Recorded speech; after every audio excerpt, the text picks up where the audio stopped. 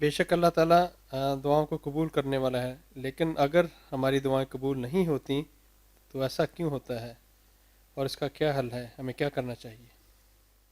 دعائیں اس لیے قبول نہیں ہوتی کہ بعض اوقات آپس میں ٹکرا جاتی ہیں. یعنی مثال کے طور پر ایک آدمی کھڑا ہو کے یہ کہتا ہے کہ پروردگار آج تو بارش ہونی ہی چاہیے، میری فصل بالکل تباہ ہو رہی ہے.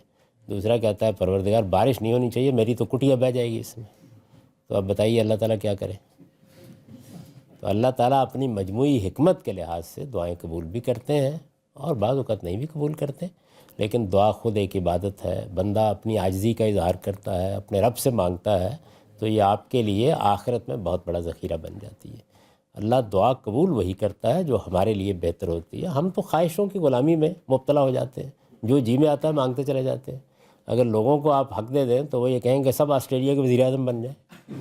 تو اس لیے دعا آپ ضرور کریں، ہر وقت دعا کریں. دعا بڑی غیر معمولی چیز ہے، اور اللہ تعالیٰ نے بعض چیزیں طے کر رکھا ہوتا ہے کہ بندہ دعا کرے گا تو دوں گا، ورنہ نہیں دوں گا. ضرور مانگیے، ہر چیز مانگیے اللہ تعالیٰ سے، اور دعا کو عبادت سمجھ کے اللہ کے حضور میں پیش کیجئے. کچھ قبول ہو جائیں گی، کچھ نہیں ہوں. اس دنیا میں ہر چیز جو ہے وہ اس اصول پر نہیں کی جا سکتی، ورنہ تو دنیا کا نظام ختم ہو جائے گا. میں ایک چیز مانگوں گا، کوئی دوسرا اس کے برعکس مانگ رہا ہوگا.